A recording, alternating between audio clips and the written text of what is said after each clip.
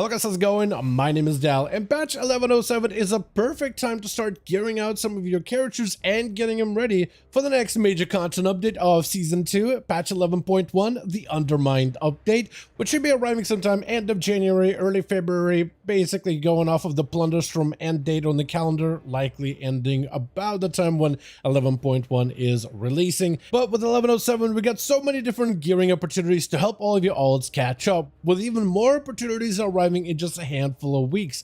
So if you're trying to get some characters caught up and ready for Season 2 content with as best a gear as possible, I wanted to go over all of the different avenues that are available for the most efficient gains when it comes to outfitting your alts with as good a gear as you can for the rest of the Season 1. Mostly with the goal of mind of being able to get the most amount of gains for the least amount of effort and trying to be efficient as possible, especially if you're trying to get a number of characters ready before Season 2 content. As always, if you guys want to see more guides like these for the patch 1107 or future updates for the patch 11.1, hopefully hitting PTR very soon, be sure to follow the channel and subscribe.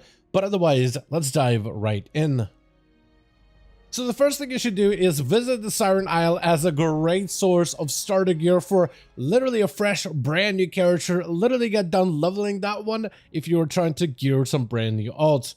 First of all, Siren Isle is where you'll be able to find Circe's Circlet, a powerful ring with a very big power spike that every character is going to be able to get, with a variety of different gems that you can unlock in your main and then trade to all of your alts. To unlock all of the gems, all you have to do is from the excavations on the Siren Isle, and they hotfixed it kind of recently where now they'll constantly rotate until you've unlocked every gem in the game. And once you unlock all of these gems, they're now going to be on the vendors in the Siren Isle, which is where you can now buy multiple copies of these gems and then stick them in your Warbound bank. And then once you get the ring on your alt, once you visit the Siren Isle, you can just pull those gems from the Warbound bank and slot them into the ring instantly. Just be sure to get back to the Siren Isle for a weekly upgrade, which you'll have to do on your main and on all of your alts. It doesn't look like there's any alt-friendly benefits for that specifically. You only get a first freebie upgrade, but all the other ones you have to do a short little quest line for every one of them. Outside of this, Veteran Track Gear is going to be your first stop shop in the Siren Isle. These items can be found either on rares or in treasure chests or as random drops from excavations, which I've been able to get a lot on my main, and then stick them into the Warbound bank, which you can then pull on any of my alt characters. However, if you don't find any, you can always purchase it from the Quartermaster in the Siren Isle, which does not cost a lot of Flame Blessed Iron. You have weapons, you have a bunch of different armor pieces from cloth, leather, mail, plate, trinkets, cloaks, necklaces, rings. You only will need one of them with the Circe's Circlet, but it gives you at least a decent starting point, and all these items are Veteran Track, which can further be upgraded. All of these items are also catalyzable, so when you get the character and you outfit them full of Veteran Track gear, you can always visit the catalyst and pump those items to be tier pieces in order to get a fairly sizable power spike for any of your characters if you're looking to play them in Season 1. Outside of this, Siren Isle also offers you a lot of carved and weather crests plus valor stones from either completing weekly objectives for crests and valor stones or slaying rares for weather crests and valor stones as well, and you'll be basically swimming in that currency. It's one of the best ways to be able to get it without necessarily having a fully geared character. And you can run around slaying rares endlessly on the Isle, as well as completing a bunch of different excavations. There's no cap to these things. They will start dropping less currency, primarily the Flame Blessed Iron, so you can hang around the island and farm these things endlessly. The worst part of the island, though, is there's not that much variety of enemies you'll be able to fight, as the types of rares will start to repeat fairly quickly on the Isle, but at the very least, it's something you can just continue to do constantly. Plus, be sure to complete the special assignment available every week for every one of your characters on the Storm Brewing quest, which allows you to unlock Champion Track Siren Isle gear on a weekly basis. Because Siren Isle is so lucrative when it comes to alt gearing opportunities, a lot of the older methods for gearing are just no longer as efficient, but there are a couple of things you can still do on all of your alts based on your main's progress in order to get some big power spikes when you gear. First things first, Renown Rewards allow you to craft a bunch of 619 item level pieces, so definitely be sure to visit all of the Renown Quartermasters to gather your crests, valor stones, and any ruined enchanted crests you have earned on your main, depending on the Renown levels you have with all the different factions. The Valor Stones and Crests will be great for upgrading items, and you might want to hold on to those, like I said before, for champion track gear, because those items are going to be a little bit more lucrative as they go up to much higher item levels. But the 619 Enchanted Rune Crest, you can use those in order to create some 619 pieces of gear through the profession system and work orders to make yourself some early starter weapons for melee, or things like bracers, belts, rings with best in slot stats for your character, which can be a fairly sizable boost to overall higher item level, but also in terms of getting your best in slot stats on your character as early as possible. Outside of this, you should also check out the 20th anniversary update, since it is still available for a handful of weeks, as the first weekly box for a good portion of those weekly activities will award you champion track gear from the Blackrock Depths raid, which is pretty good. But also the BRD Disturbance Detective quest will also award you champion track items, which you'll be able to do this week and the next week, and then the event is going to be gone very soon, so be sure to take advantage of it as early as possible. Outside of this, time walking weeks are going to be insanely lucrative, especially in 2 weeks where we'll be getting the turbulent time waste. This means that during time walking weeks, instead of awarding you champion track gear from the Nuremberg Palace, it is instead going to be hero track gear from Nuremberg instead. So hero track trinkets and items and even rare pieces, which can be an amazing power spike heading into season 2. But also during the weeks of TBC, Wrath, and Cataclysm time walking events, you also have the raids associated with those time walking expansions, which also award you a bonus hero track item from those raid instances, which can be massive. So be sure to keep up with the calendar in case any time walking weeks are available, because the amount of upgrades you can get from those are incredibly good and definitely worth investing time into. Outside of the events, for the most part, we're going to be focusing on endgame progression in order to be able to get a lot of our gear. Open world gear is not necessary, since Siren Isle replaces a good portion of these. So from here on, we'll be focusing on delves, raids, Mythic Plus, as well as PvP, which is its own ecosystem to maximize gear gains on all of our alts.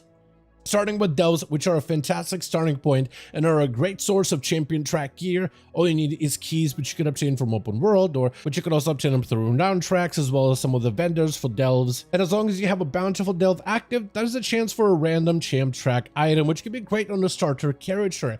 Tier 8 delves ideally are the most valuable for the most amount of gear you can gain, plus also we have a chance for delvers bounty maps, which can give us hero track items as well, but also hero track gear in our great vault, which can be massive. Outside of that, delves are not really great for anything else in terms of currencies. They're really the best for gear and as well as end of week great vault rewards. So those ideally should be ran at a +8.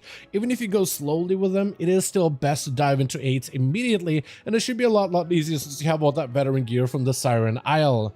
Outside of this, raids are also very approachable, especially on normal difficulty. Ideally, you would want to do raids on heroic as well as mythic, but even normal for a brand new character is fairly easy to get into. If you can get about item level of 600 to 605, that makes it much easier to get into groups, unless you're a class like a warlock or a mage or a priest or any other class that brings some sort of a raid buff. Because from the actual raid, a lot of the trinkets and items and rare pieces in particular are amazingly lucrative, even on normal. I mean, the Silken Cord trinket from Spymaster, every caster is gonna want it. Even on normal, it is your best in slot item. But also some of the rare items like the ring from Queen Ansarek, or the fist weapon from Kaiveza, or even the cloak from Renown. All of those items, even on normal version, are still incredibly good and worth investing your time to get them as soon as possible. Raids are also a great source of champion track gear in general, but also Valor Stones and Carved Crests, which will start to replace very quickly, as you will start be looking for Rune Crest in order to get some of those champ track pieces to some of the higher levels. But the best part about raids is what I found is no matter what character, they're generally very approachable when it comes to end game content. And with the way that Nuremberg Palace is tuned, it's a lot easier to get into normal with a bit of decent item level. As long as you more or less know the mechanics, you should be able to get through it fairly easily. And that seems to be the piece of content that most players, when it comes to getting fresh new characters, have the easiest time getting into. However, if you're looking at the most lucrative and probably the hardest to get into piece of endgame content, depending on the activity you're doing, or difficulty rather, I think Mythic Plus will probably be the most rewarding by far out of all of them, and the best one in terms of peak gearing opportunities. As with the recent adjustments, you now have scaling Valor Stones that you can get depending on the key level, gold in order to help you supplement some of that currency needed for either crafting your gear or potentially even consumables, but also crests, as those will continue to scale with players diving into higher difficulty dungeons to get more crests. But even if you don't time a dungeon, you still get a decent bit, as the punishment for not timing a key is much less severe compared to previous seasons. Now, when it comes to picking the best difficulty for keys, at the very beginning, when a brand new character, you're probably not going to be reaching these levels, but +7s ideally should be your starting point when it comes to spamming for hero track items and a bunch of ruined crests, which is at least a great starting point to get items to 619 difficulty to eventually get you into +8s. +8 rewards hero track gear and gilded crests on the easiest difficulty possible, the most approachable one. Technically, the higher the key you do, the more gilded quests you're going to be able to gain per run, but the difficulty of dungeons also goes up by quite a significant bit. Technically, you should be going for +10s if you're trying to stack up your Great Vault with a bunch of mythic track items, but it's more or less optional, especially because hero track gear is still fairly competitive in Season 1 at tail end, especially if you're just looking to gear those holds, but not play them at the highest level possible. And those hero track items should also be pretty good heading into Season 2. Mythic is technically better, but it's definitely a lot more effort. The reason why +8s are so good is because you get a decent bit of gilded crests, and gilded crests can either be used to upgrade hero track gear, which is one way of gearing character, or you could save them up to create 636 item level pieces. Similar to the 619 enchanted crest we had, the ruined type, you could also get the gilded types to craft gear at 636 item level quality from just spamming +8s dungeons, and that is how you can supplement a lot of your items. Get really solid weapons, great bracers, rings with best slot items, or accessories like necklaces, basically any item that isn't part of your tier sets, which are likely gonna stay at hero track unless you get your +10s done and get them on mythic track if you get lucky. But if you're trying to get the most amount of item levels for the least amount of effort, +8 dungeons would be a great starting point if you can work up to that difficulty on that brand new character. Not only do you get a bunch of Valor Stones if you're looking to upgrade items or craft more sparks for crafted gear, gilded crest to upgrade your hero track or craft some pieces, but also a bunch of gold to be able to use that gold to either buy consumables, or better yet, use it to craft some of those crafted pieces and items. Of course, you can always tackle challenging content, push higher end Mythic Plus dungeons if that is what you want to do, which is going to reward you with even more gilded crests and Valor Stones and gold. But if you're trying to do the least amount of work for the most amount of gain, then +8 is that sweet spot.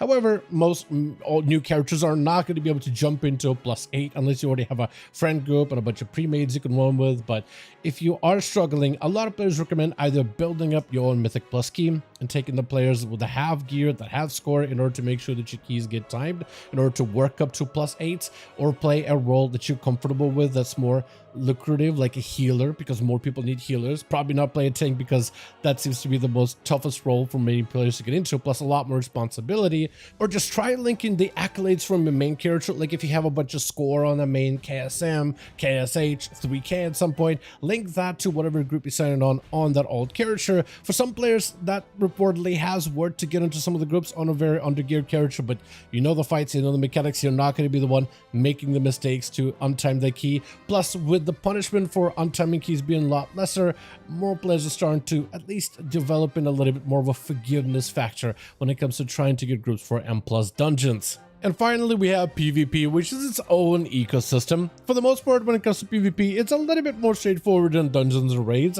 If you have any PvP currency whatsoever on any of your alts, you can always just transfer the currency to other characters instead, and then use that currency like honor to buy some very basic starter honor gear, which is at least going to get your character a little bit of protection, a little bit of versatility to help you get started. And outside of that, you also have conquest gear, where you can actually use conquest not to directly trade to your alts, but you can spend them on your main to buy these forged equipment chests, as long as your main has at least 1400 PvP rating in any of the brackets, whether it's solo, blitz, 2v2, 3v3, or RBGs. And these items are essentially just a chest with a randomized piece of conquest gear for that character. So you may end up seeing doubles, like double the pants, double the bracers. I definitely got unlucky in those, but getting some starter conquest pieces on a brand new character can be a huge step up when it comes to just diving into whatever's left over of season 1 for PvP. And it's the only other avenue outside of honor gear and trading out honor points from your main to your alts of being able to outfit all of your alt characters.